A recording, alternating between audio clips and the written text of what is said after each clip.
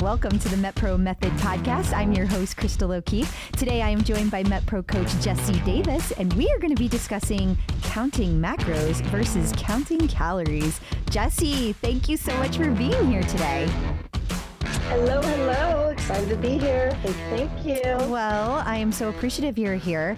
Before we get into this whole calories versus macros kind of thing, now, how long have you been a coach at MetPro, if you don't mind me asking? Well, gosh, I have to do the math now. I'm going on a decade here next year. Wow. It's been that long enough. I've been a client of MetPro longer than that. That is so cool. I did MetPro, like 2 years before I actually made the plunge to come over and just start coaching for them. But I've been a coach for like 20 years. Can't believe I'm that old. I can't believe I'm old enough to say that. I think that as we age, we should just leave 20 years out of our vocabulary. Like, even if you've known somebody 20 years, you should just be like, I've known them a long time. I've started saying that. I don't say how long I've actually known people anymore because it makes me feel old. That's right. I've known them since school. There you go. Since school. I like it. All right. So when we dig into this whole calories thing, I feel like since the beginning of time, people have always said, if you want to lose weight, all you got to do, calories in versus calories out. But now you hear people say, I'm counting macros. But there are like a million different ways that you can come up with how you count macros or what macros you should be counting. So I guess my question for you is, what does it even mean to count macros? What are we doing? What are we supposed to be doing? And really, when you count those macros, what are you doing with that information? Are you trying to create that calorie in, calorie out deficit that you're looking for? Or are you trying to fix your metabolism, which is what we love to do, what we specialize in? But calories are just such a broad term, right? And so you can have all sorts of different calories. Macros are more specific calories. So it's like, well, we can see that the calories in and the calories out isn't working because as a society, we're getting more unhealthy, even though we're spending more money on our health. So we're like, okay, well, what's wrong? Maybe it's because we didn't get nitty gritty enough. Maybe we need to go a little bit further in those calories and say, not all calories are the same. So let's break them down into macros and say, oh, okay, here are the different types of calories that we have. And then really understanding how your body uses them, right? So again, calories are energy. That's what that means. They're the way your body burns energy. And so you can have calories through carbs. You can have calories through protein. You can have calories through fat, right? And so it's understanding what your body needs. And at any given point, it's changing. Sometimes your body needs more protein. Sometimes your body needs more carbs. And then what are your goals? Are you trying to build muscle? Are you trying to lose fat? Are you just trying to have a healthy lifestyle? Are you sick of dieting? What is really that objective? And then how do you use those macros to get you there? If all macros are just energy, just energy, and and energy is you can also look at it as your calories in versus calories out, then why can't you just be like, I'm going to eat X amount a day? Like, why does that not work?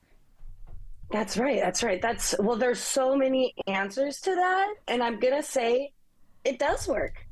Calories in versus calories out does work. And if my dad listens to this podcast, shout out to you, Pops. He's super old school, bodybuilder, football player, 80s, mindset of, I just got to make sure I burn all the calories I eat. And he's eating burgers and M&Ms and Mountain Dews, but a football player. So he's burning all that food and, he doesn't have an issue. So growing up, I always heard, you just got to burn more than you eat. Just got to burn more than you eat. So in essence, that is true. If your metabolism is working, if your body is functioning, if you haven't created any damage, then if you are burning more calories than you are consuming, if you are at a deficit, you will see weight loss. And in theory, that's kind of what we do when we build somebody up and we're increasing those calories, then we drop them. And we're like, okay, well, your body was used to all these calories, and now we're going to make it used to way less. So it's going to see that deficit. So when your metabolism is working, calories in versus calories out can be a good philosophy, which is why it's been around for so long, right? like the longer it's been around, the more validity I would say it has. But science is just showing us so much more about what our bodies are doing and how they're breaking down the nutrients that we're doing. So, granted, in the 70s and 80s, they didn't have the knowledge that we have now. And so I think that we've just evolved into, okay, well, calories in versus calories out aren't working because I'm eating 500 calories a day, because I'm eating one meal a day, because I'm literally in a starvation mode. And then your body adapts and there is no deficit. There's no contrast there. Your body's adapts to 500 calories a day, right? I know Angela has a great TED Talk for those out there that haven't heard him on his TED Talks about that same thing, the person that's 300 pounds and the person that's 100 pounds and how their caloric intake can be the same based on just kind of how their metabolism's responding. So that's why I would say that it doesn't work. Macro counting works a little bit more. So it's getting a little bit more hype. And if you do it right, if you know what you're doing, you can see great success by monitoring those macros and creating the contrast that way. So then walk me through, how do you know if you're doing it right? Like what's doing it right? Well, are you on MetPro? Okay, well, right? Pretend I'm a listener asking. Yes, I know the answer. So, I mean, the number one walkaway is that you have to eat enough. So no matter what you're counting, if your macros aren't meeting your body's needs, then you are not thriving. And if you're not thriving, your body's not going to lose that stored fat that it has for a rainy day, right? So I like to tell my clients, the more you eat, the more it knows you're going to eat and the less it's going to store, because it's no longer worried about when it's going to get its next meal. It knows you've got it trained, right? So it's just like training your workouts. The more you do it, the better you get, right? The more you eat, the better your metabolisms get. So, for those that kind of don't really know, when we talk about metabolism and your calorie burn, right? That's your body's ability to burn calories. So when we say your metabolism is not very fast, that means your body's ability to burn calories is not very fast. It's not efficient. And so every client that comes to us that's trying to lose weight doesn't have an efficient metabolism 99% of the time. Now, obviously we have our athletes that have a rubbed metabolism and they need to eat more food. So that's like everybody's in their own walk of life, but digressing. So there's a lot of different ways that you can figure out like what macros you should be eating. How can somebody at home know what they need to be doing to eat properly? Yeah, that's a great question. So, and I know there's like tons of resources out there and calculations that you can put in your age, gender, age, height, and weight. And then, it'll give you your expected calorie burn or your macros that it thinks you need. And then it's going to ask you if you work out, maybe possibly if it's a good one. There's so many out there, so I wouldn't really say there's a certain one that's better than the others. You have to listen to your body. I really do believe that we are all our best kids and we know what's right for our body. So if you're eating something or your body doesn't feel right, then whatever you're doing needs to be changed, because the objective is so that you feel good. And so understanding the macros is number one. If you're going to macro count, you have to know what is a carb, why do you need them? What's a protein? Why do you need them? What is a fat and why do you need them?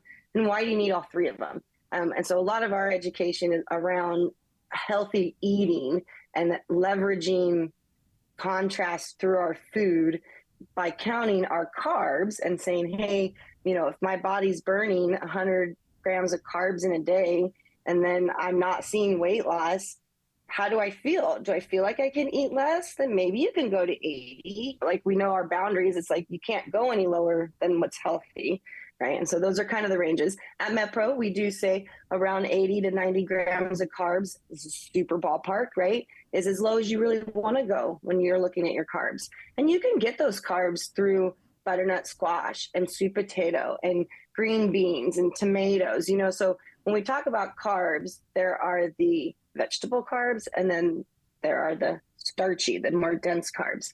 And so just knowing that balance, and then the protein's super important. That's what your body needs for those muscles and liver and kidney and all of our functions in our brain.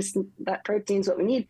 And it can't get absorbed into the bloodstream without those carbs and fats. So it's just really important for people to know when you are counting your macros, really making sure the best way to do it is to have all three of them together. Little bit of each all together, not big bouts of carbs and then later a big bout of protein and then later a big bout of fat. It's not functional. It's interesting that you say that because so many people, again, these days, these are just kind of fad things that you hear. But, carbs are bad. So you're saying no, carbs are not bad. You're saying we need to eat the carbs. Yes. And again, this is where it goes back to the calories, right? So I wanted to just kind of give people a picture. So we say a cup of blueberries, a cup of berries, just pick all those fresh, the strawberries are so delicious right now. Get a big old cup of berries. See that cup of berries in front of you. Eat that cup of berries and feel how full you feel. And then realize that cup of berries is only 84 calories and about 15 grams of sugar, the best kind you can have, lots of fiber and really natural. Then you're going to take that whole cup of blueberries and compare it to 2 tablespoons of sugar. Literally get your little tablespoon out, scoop it twice, look at how much sugar that is. And that is more calorically dense than that full cup of blueberries. So it's like, how is that equal? Those are, so you're like, okay, well, I can't even get 2 tablespoons of sugar, but I can have a whole cup of blueberries for the same amount of calories, right? Give or take. So that's just something that really, I think education needs to be made. If you're hungry and your macros are telling you that you need to have a certain amount, then look at what quality calories you're having. And so if they really do kind of go hand in hand if you want to do it right. Yeah. If you're comparing the nutritional value of carbohydrates, for example, and you said sugar versus blueberries. So maybe something like regular white potato compared to a sweet potato. How are those different? Why are they not the same? Yes. You want to think about your food. And if you can get in all the rainbow colors, if you can get in red, orange, yellow, blue, green, and purple. You can eat all those veggies, all your colors. That's how you know you're doing it right. So sweet potato, that's great. Think about the color in that sweet potato. You can get a yam, which is white, right? Sweet potato and yams are pretty similar. A regular potato that comes out of the ground, just like the sweet potato, they just all have different nutrients. And so some are higher glycemically than others. And so that's one reason why people would tend to go to it.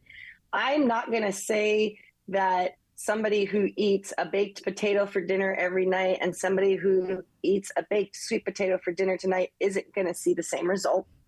They are still both getting in their carbs. It's just understanding maybe if you're having a lot of one style of food to just mix it up. We call it a lateral shift. But that's usually what I say. If you're counting your macros and you're eating the rainbow, then you're probably getting in everything that you need. Okay. So what do you feel like people need to know the most about counting macros versus just simply counting calories? Well, I think you have to understand why you're counting your calories, why you're counting your macros, right? I know a lot of people use their resting metabolic rate or their, basal metabolic rate. So for those that don't know, the BMR is when you're lying there, no exertion, you're just awake. And then the resting metabolic rate, the RMR, which is what most people talk about, is that's what people get tested on because you have to be up and about and walking, low effort things like going to the bathroom, stuff like that. So when you're looking at those actual tests and you say, okay, my body is functioning on 1,600 calories, 1,800 calories, that's important for you to understand that that's a moving target. And so I've had so many clients go get those tests and it says your RMR is 1875. And I know exactly what they're eating. And I know that they're eating 1350. And I know that they're exercising on top of that. And I know they have seen 0 weight loss. That's what I know. Those are facts. So it's like, that's why you have to just kind of understand what it is that you're looking at and what is your objective.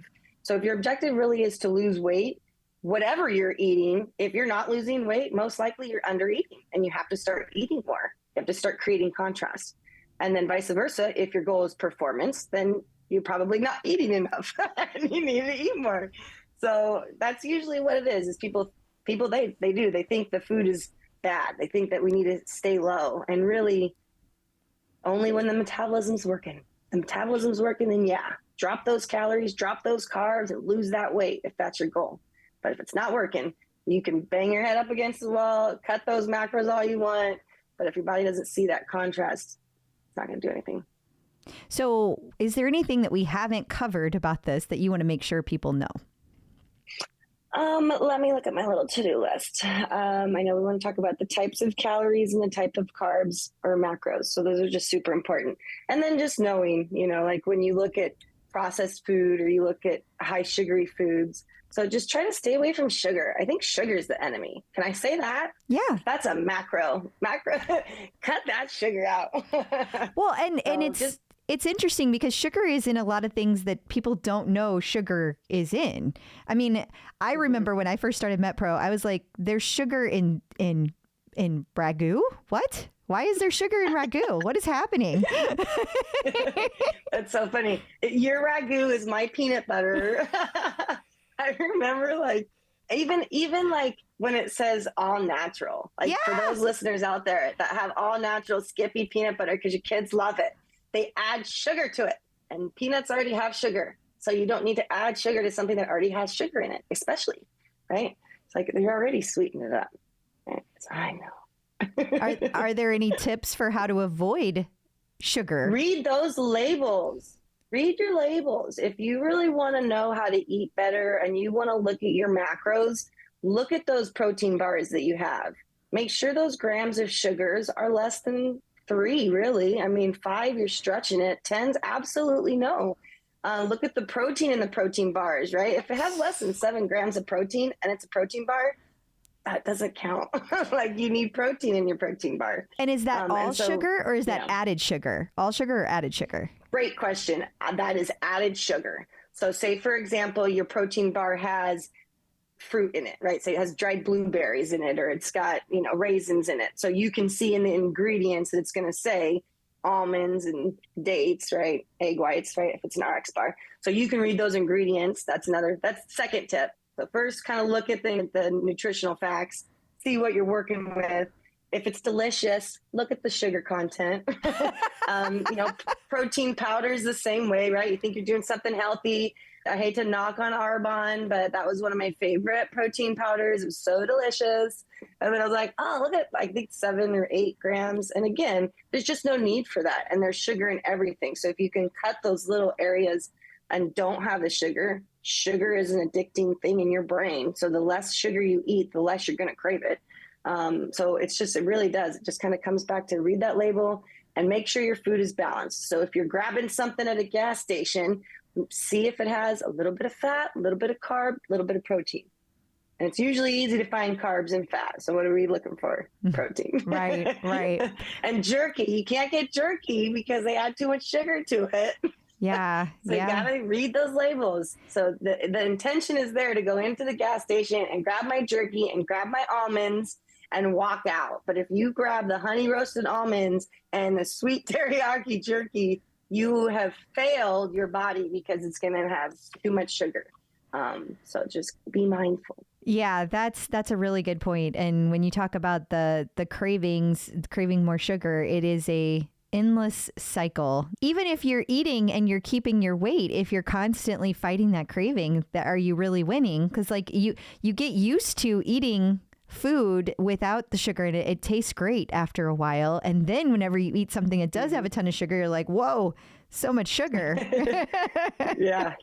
Oh yeah. I know you guys are out there that eat cleaner and then you're like one bite of the ice cream. You're like, wow, if you really that's all I really needed. Exactly. That's way too sugary.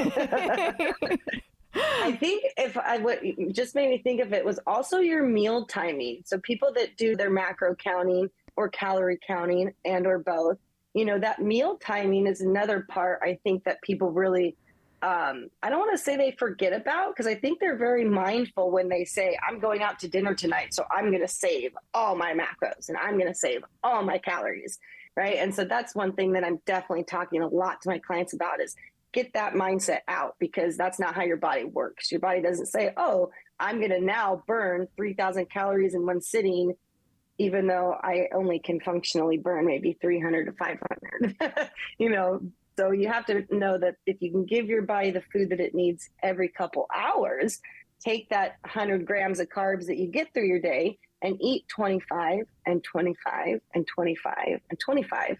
Now your body's able to break down those carbs way more efficiently throughout your whole day, and your body's fueled versus waiting all day, being on starvation, energy tanking, and then all of a sudden your body's like, boom, 100 grams of carbs. Like, think about how hard your body has to work now. Like, that just sounds common sense to me. It's like, yeah, I'd rather give my body a little bit over time versus just like smashing my metabolism. Because then, of course, it's going to burn what it needs and then it's going to store the rest.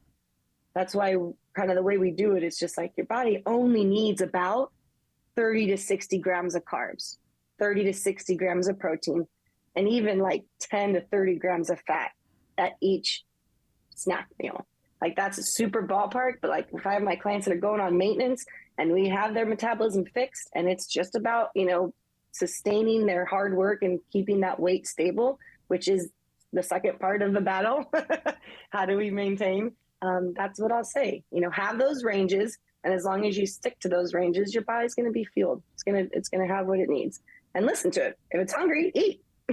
If you're sick, don't eat. You don't have to worry too much because you know that you've cared for your body every day with every meal. And that's what it's about, that consistency. I love it. Well, Jessee, thank you so much for your time today. And listeners, that's all for this week. Thank you. You can find all of the MetPro Method episodes anywhere you get podcasts, or you can go to metpro.co/podcast. Please be sure to follow the show and rate and review. That lets other people know what they can expect. You can also learn more about MetPro at metpro.co. I'm your host, Crystal O'Keefe, and I'll be back next week. Until then, remember, consistency is key.